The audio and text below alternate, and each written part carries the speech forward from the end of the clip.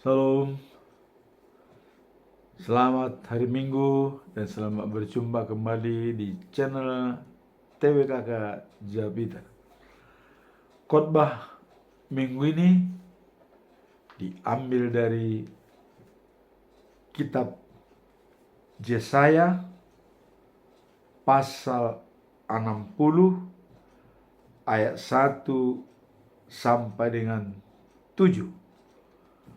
Yaitu di hari yang ke-357 tanggal 22 Desember tahun 2024. Nah, kemudian prakhotbah atau epistel diambil dari kitab Roma pasal 13 ayat 12 sampai dengan 14 dengan perikop kewajiban terhadap sama sendiri.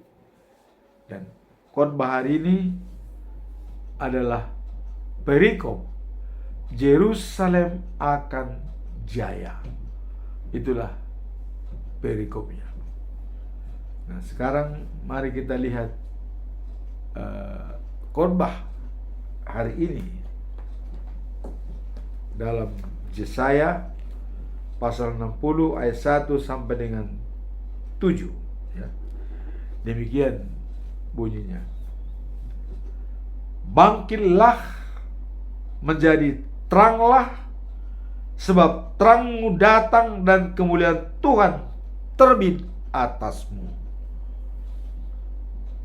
Sebab sesungguhnya kegelapan menutupi bumi dan kekelaman menutupi bangsa-bangsa, tetapi terang Tuhan terbit atasmu, dan kemuliaannya menjadi nyata atasmu. Bangsa-bangsa berduyun-duyun datang kepada terangmu, dan raja-raja kepada cahaya yang terbit bagimu. Angkatlah mukamu dan lihatlah ke sekeliling. Mereka semua datang berhimpun kepadamu. Anak-anakmu laki-laki datang dari jauh, dan anak-anakmu perempuan digendong. Pada waktu itu engkau akan heran melihat dan berseri-seri. Engkau akan tercengang dan akan berbesar hati, sebab kelimpahan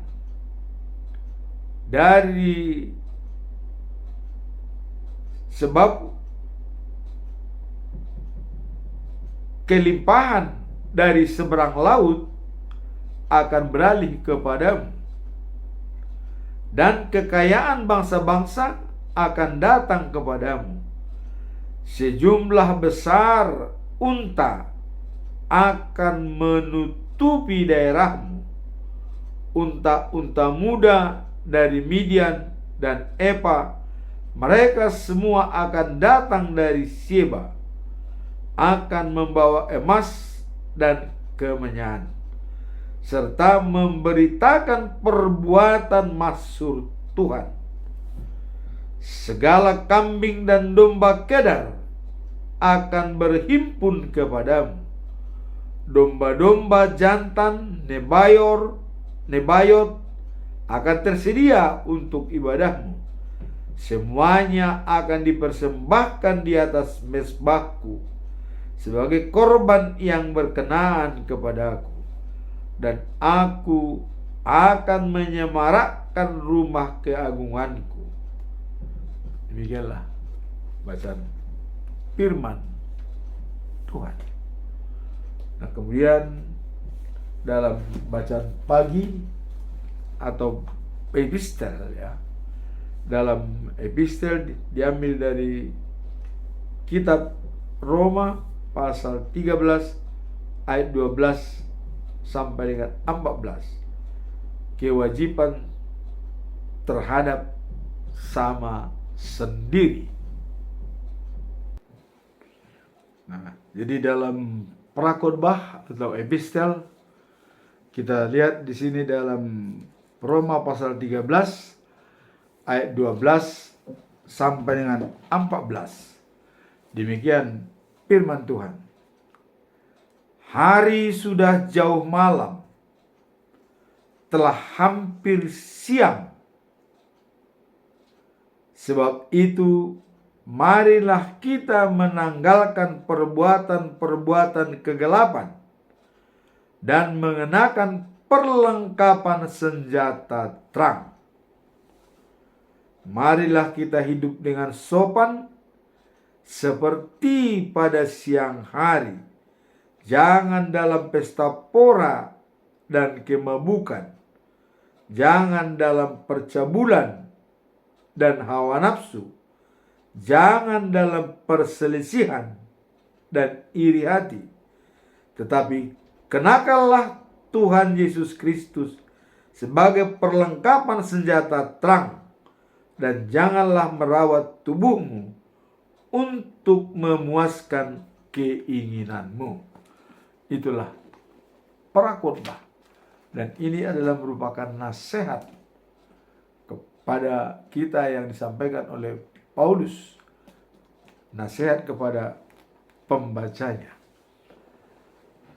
Nah, sebagaimana biasanya sebelum kita masuk dalam khotbah hari ini, kita tetap masuk dalam pedoman selama bulan Desember, di mana topik kita selalu dikatakan, kenakanlah perlengkapan senjata terang.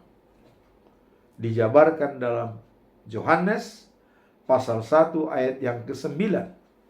Dikatakan, sesungguhnya terang, ya, yang menerangi setiap orang akan sedang datang dalam dunia. Jadi sedang datang dalam dunia. Jadi terang yang menerangi setiap orang sedang datang dalam dunia. Maka di sini dikatakan, kenakanlah perlengkapan senjata terang itu. Jadi karena dia sudah datang dan sedang datang, kita menyongsongnya dan mari kita memakainya, senjata terang untuk melawan kegelapan. Nah, kemudian dalam khotbah hari ini, ya, apa makna dan pesan moral dari Yesaya pasal 60 ayat 1 sampai dengan 7? Makna dan pesan moral, ya. Ayat ini menggambarkan pesan tentang kebangkitan dan kemuliaan yang diberikan Tuhan kepada umatnya. Jadi kebangkitan dan kemuliaan kepada umatnya yang langsung diberikan oleh Tuhan. Maka tadi bangkitlah, pakailah senjata terang. Nah, dalam konteks ini ada ajakan untuk bangkit dan, ya, mengimani terang, karena terang Tuhan telah datang dan akan mengubah keadaan jiwa dari bangsa yang gelap. Jadi ada di sini adalah pekerjaan daripada terang itu mengubah dan merubah dari bangsa yang gelap. Nah, dalam ayat 1 sampai 3 dikatakan, ya, terungkap bahwa umat Allah akan menarik perhatian banyak bangsa-bangsa dan raja-raja karena cahaya sudah, ya, bergetar dan mereka terima. Jadi seperti kita lihat waktu kelahiran Tuhan Yesus, ada orang Majus dari timur melihat bintangnya, melihat terang itu ada. Jadi mereka sangat kagum, datang bahkan membawa minyak wangi, kemenyan, dan emas. Ya, mereka mempersembahkan emas. Nah, di sini pun dikatakan tadi bahwa ada membawa sesuatu dengan keagungan kepada yang datang itu. Nah, jadi dalam ayat 1-3 ini terungkap bahwa umat Allah akan menarik perhatian banyak bangsa-bangsa dan raja-raja karena cahaya dan sudah bangkit yang mereka terima. Jadi sudah datang. Nah, kemudian dikatakan dengan makna di sini, dalam ayat 4-7 itu melanjutkan, menggambarkan bahwa kesulitan yang ada di dalam bangsa-bangsa yang berbondong-bondong kepada Tuhan karena sudah melihat cahaya. Jadi ini adalah merupakan gambaran kemuliaan yang akan datang dan bangsa-bangsa yang berbondong-bondong kepada pilihan Tuhan. Jadi mereka sudah memilih bahwa yang datang ini adalah membawa terang. Nah, maka tadi dikatakan bangkitlah dalam Yesaya tadi dikatakan pasal 60 bangkitlah dan jadilah terang, sebab terang keselamatan sudah datang. Allah menyinari engkau dengan kemuliaannya. Nah, kemudian dalam ayat 4-7 dikatakan bahwa lihatlah apa yang terjadi di sekelilingmu, rakyat berhimpun untuk pulang kepadamu, anak-anakmu laki-laki dan anak-anakmu perempuan digendong. Melihat itu engkau heran dan wajahmu berseri-seri, engkau terharu dan berbesar hati atas bangsa-bangsa dibawa kepadamu, kekayaan dari seberang laut dibawa. Jadi termasuk emas, tadi unta juga, semua. Negerimu dikerumuni banyak unta mereka, datang dari Midian dan Epa dan Sheba, orang membawa emas dan kemenyan sambil memuji perbuatan Tuhan. Nah, jadi karena terang itu sudah datang, semua akan menyembah. Semua akan menyembah. Dan boleh dikatakan sebagai makna daripada ayat yang 4-7 ini adalah melanjutkan tema ini dengan menggambarkan bahwa kemuliaan yang akan datang dari bangsa-bangsa yang berbondong-bondong kepada pilihan Tuhan. Jadi banyak berbondong-bondong.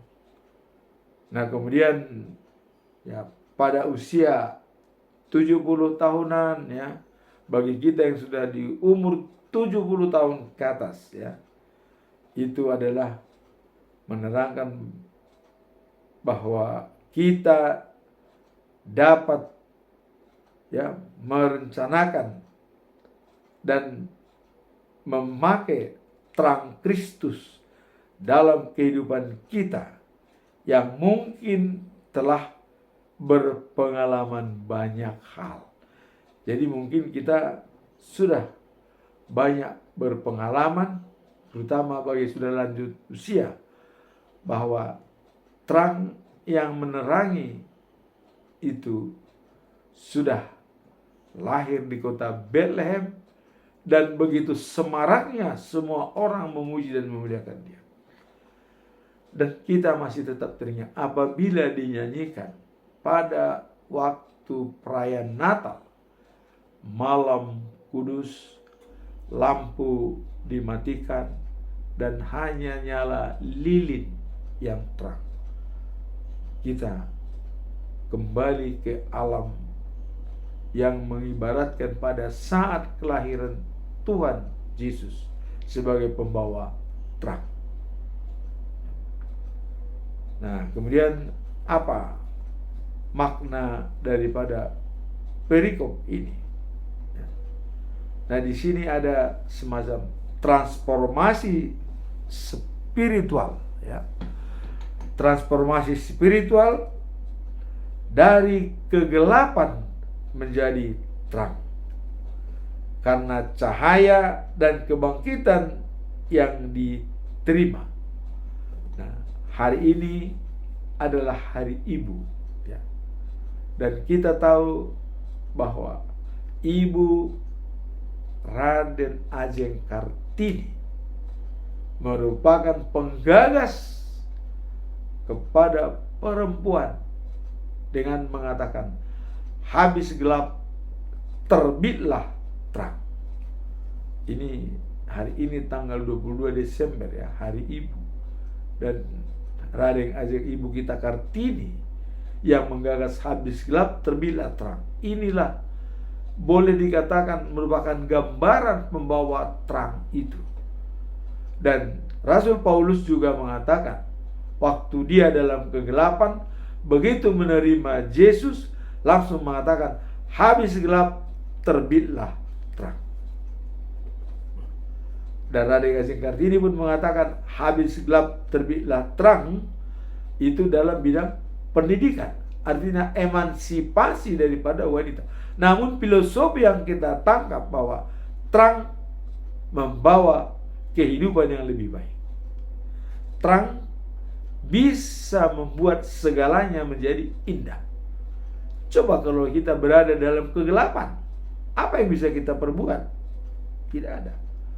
Maka Tuhan Allah menciptakan terang yang pertama. Dalam Kejadian 1 ayat yang ketiga dikatakan, jadilah terang, maka terang pun jadi. Kalau kita sudah mempunyai terang, ya, kita pun berjalan enak, kemana-mana dituntun. Coba pada waktu malam hari gelap gulita kita jalan, apakah tak bisa? Nah, harus pakai lampu atau senter. Tapi kalau kita siang terang, tidak perlu pakai cahaya lagi, kita bisa langsung berjalan, melihat semua. Dan tidak ada yang bisa tidak kelihatan, semua akan kelihatan. Nah, maka dengan adanya istilah daripada Raden Ajeng Kartini dan juga Paulus, habis gelap terbitlah terang. Marilah kita pakai senjata terang. Dikatakan dalam Yohanes 1 ayat 9, terang sesungguhnya yang menerangi setiap orang sedang datang dalam dunia. Siapa itu? Itulah Yesus Kristus. Allah sudah mengatakan, begitu besar kasih Allah pada dunia ini, sehingga dia mengirimkan anaknya yang tunggal, supaya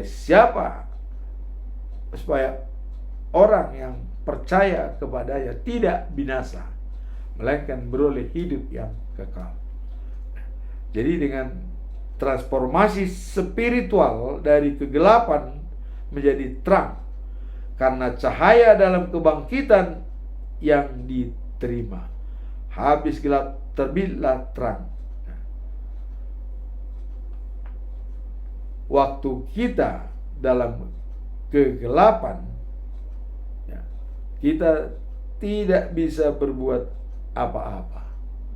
Nah, maka Tuhan merencanakan dan menciptakan terang dalam hari pertama penciptaan yang pertama, yaitu jadilah terang, maka terang ada dan dunia menjadi terang. Nah, kemudian pesan moral yang kedua, setelah dunia menjadi terang, nah, jadi kita lihat tadi makna daripada perikop ini, ya, transformasi spiritual dari kegelapan menjadi terang. Nah, ini pun sudah tercipta dalam Kejadian 1 ayat 3. Habis gelap, terbitlah terang. Nah, kemudian setelah terang ada di dunia, dan ini diperjelas oleh Tuhan Yesus, ya, waktu dia berbicara dengan masyarakat banyak, waktu selesai memberikan makan 5.000 orang dengan 2 ikan dan 5 roti, dan dia khotbah di bukit. Nah, kemudian setelah itu dia menyampaikan dalam Yohanes pasal 8 ayat 12, dikatakan begini, akulah terang dunia, barang siapa mengikuti aku, ia tidak akan berjalan dalam kegelapan, melainkan akan mempunyai terang hidup. Inilah, ya, jadi ada terang hidup, dan dalam 1 bulan ini kita harus mengenakan perlengkapan senjata terang, dan senjata terang itu adalah Yesus. Jadi kalau kita sudah memperlengkapi senjata kita dengan Yesus, kemanapun kita akan enak, ya. Nah, kemudian di dalam pasal 60 ayat 1 dikatakan, ini himbauan, bangkitlah menjadi teranglah, sebab terangmu dalam datang dan kemuliaan Tuhan terbit atasmu. Jadi ini merupakan suatu ajakan, ya. Bangkitlah menjadi teranglah. Jadi bangkit dan menjadi terang, sebab terangmu datang dan kemuliaan Tuhan terbit atasmu. Jadi kemuliaan Tuhan itu akan terbit di atas kita kalau terang itu sudah masuk dalam diri kita. Nah, kemudian makna yang ketiga, ya, tadi setelah ada dunia terang dan Yesus mengatakan akulah terang, dari sini kita bangkit dan beriman karena kehadiran Tuhan yang membawa terang dan kemuliaan. Nah, jadi itulah makna yang bisa kita lihat dari perikop ini. Nah, kemudian apa pesan moral dari perikop ini, ya? Sebagai orang yang percaya, jadi kita orang yang percaya, ya, dipanggil untuk bersinar di tengah-tengah kegelapan dunia. Nah, jadi dengan adanya kegelapan dunia, karena kita sudah memakai perlengkapan senjata terang, maka itu akan diterangi dengan sendirinya, ya.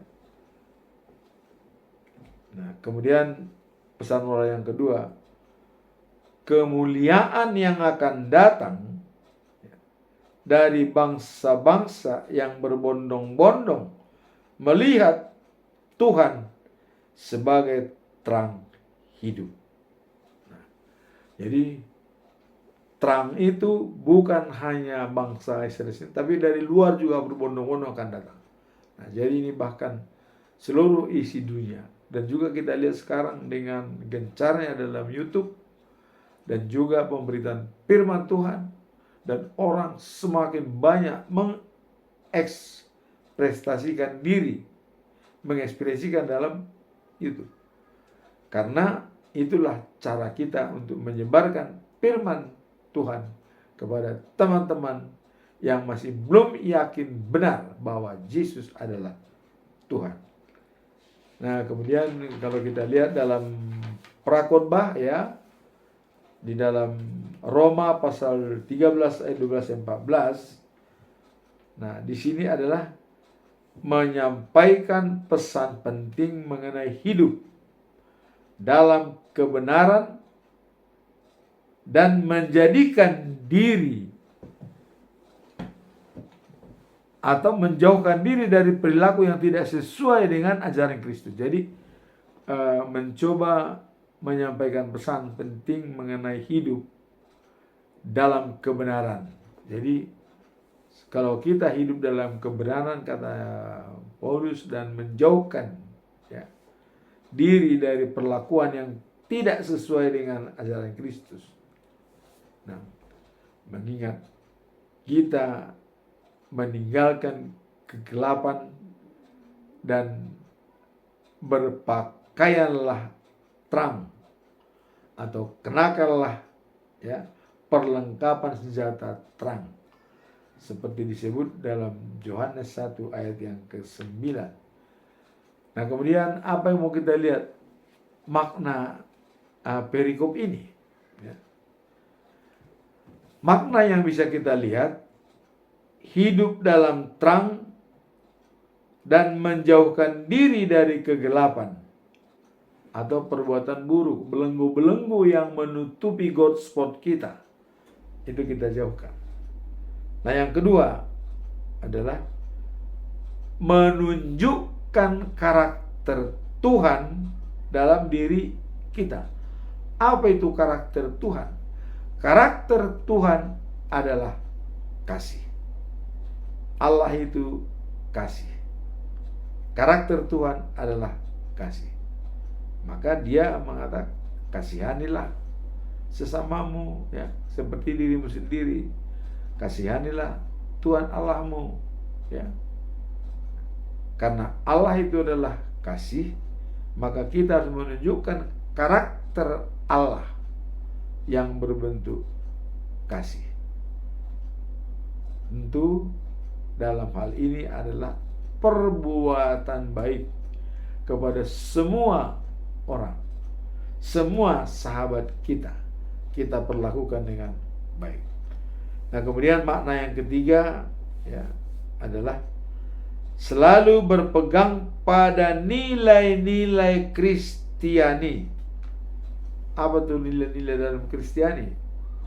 Kita lihat fokus kepada ajaran Martin Luther dengan menyebutkan keselamatan itu adalah anugerah.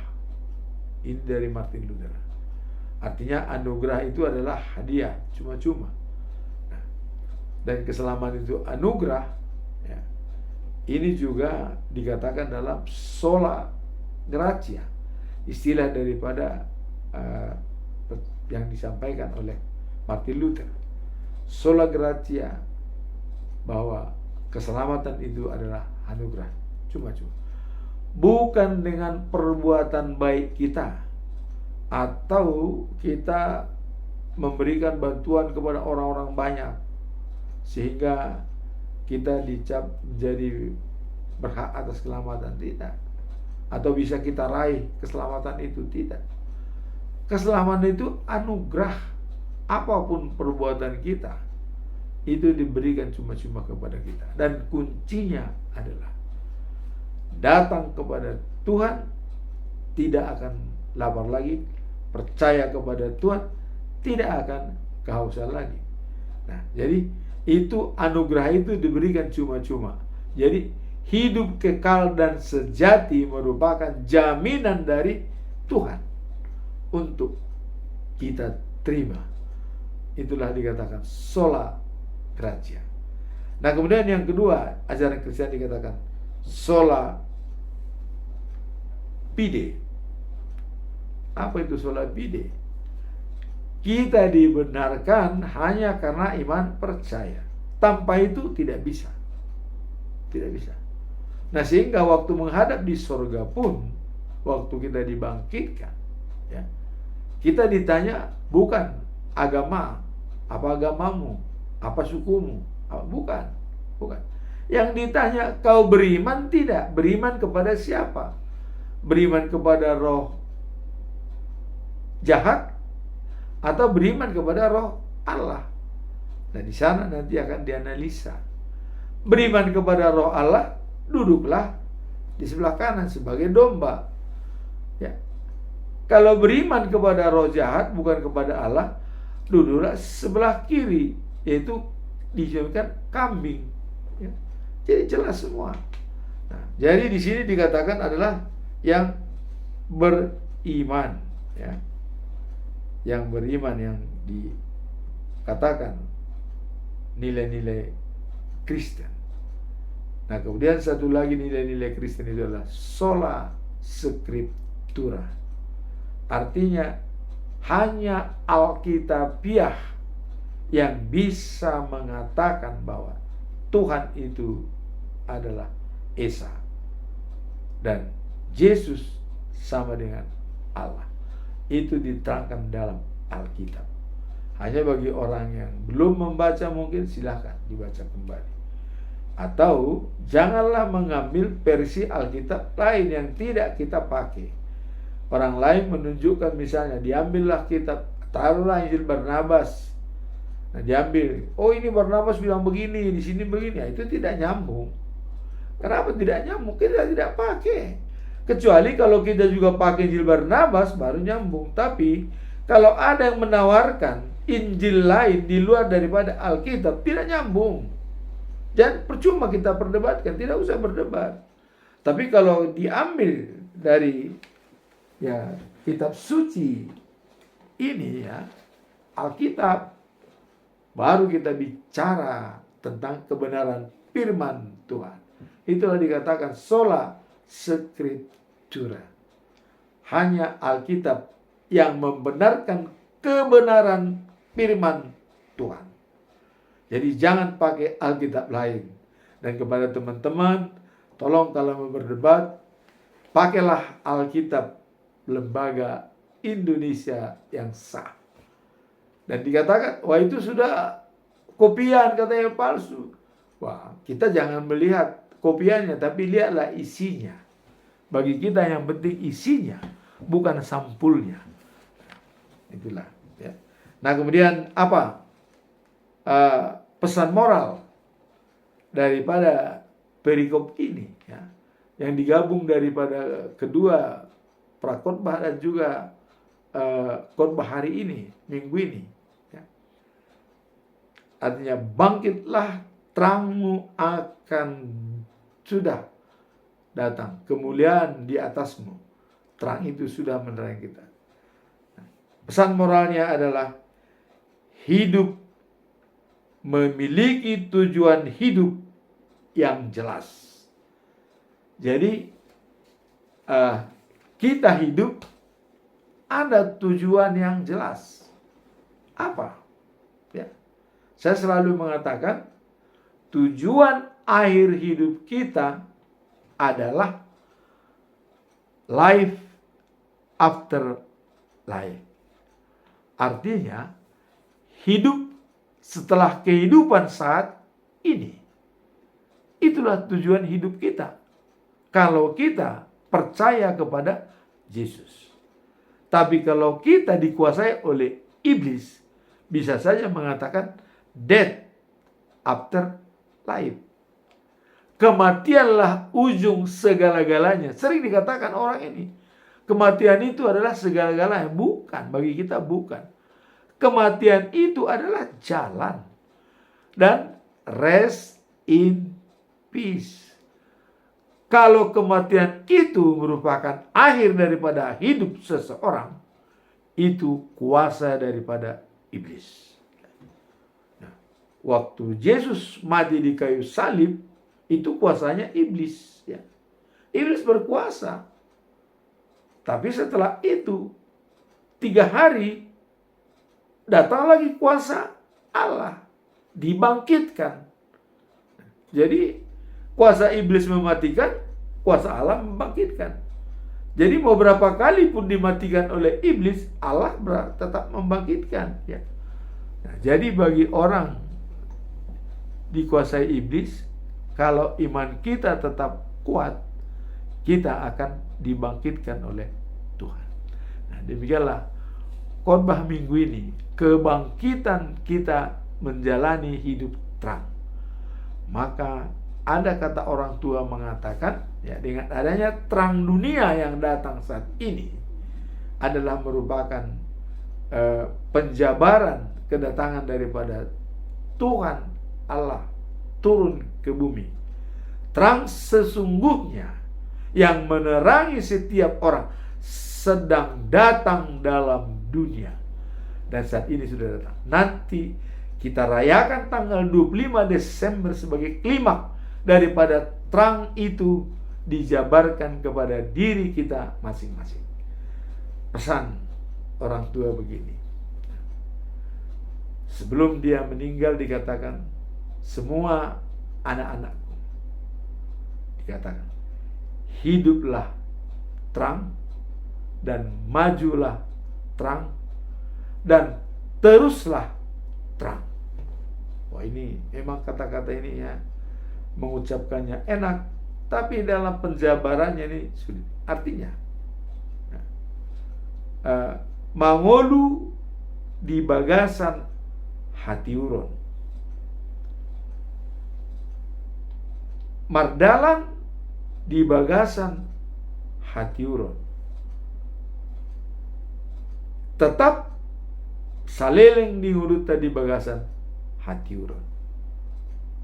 Ya, kalau kita lihat dalam buku NDHKBP nomor 23 ya, ayat yang ketiga dikatakan, sondang sian debata hati urun sian ginjang bain ture sodangi marohanami asa sonam laho manjalo hanguluan pina tupami o Tuhan.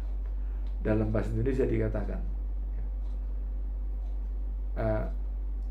terang dari Allah, cahaya dari langit. Maka terangilah roh dan jiwa kami untuk menjalankan hidup kami. Nah, terang sudah datang dan sedang datang dalam dunia. Mari kita songsong dia dalam perayaan Natal tanggal 25 Desember sebagai puncak kehadiran terang itu dalam diri kita masing-masing. Sehingga kita tidak ragu-ragu lagi. Dikatakan dalam Yohanes 1 ayat 9, kenakanlah perlengkapan senjata terang dalam topik bulan Desember dalam almanak kita. Dengan mengenakan senjata terang, berarti kita sudah bersama dengan Yesus untuk melawan kegelapan yang ada dalam dunia. Dan kegelapan itu bisa perlakuan yang tidak baik, yang tidak senonoh. Itulah dikatakan kegelapan. Termasuk kegelapan orang yang masih menyembah berhala, itu pun kegelapan. Atau menyembah di luar daripada Tuhan, atau menduakan Tuhan, itu pun adalah dalam kegelapan. Maka dengan terang yang datang, mari kita pakai senjata terang dalam hidup kita sehari-hari. Napas kita adalah terang Allah yang bekerja setiap hari. Amin. Tuhan memberkati.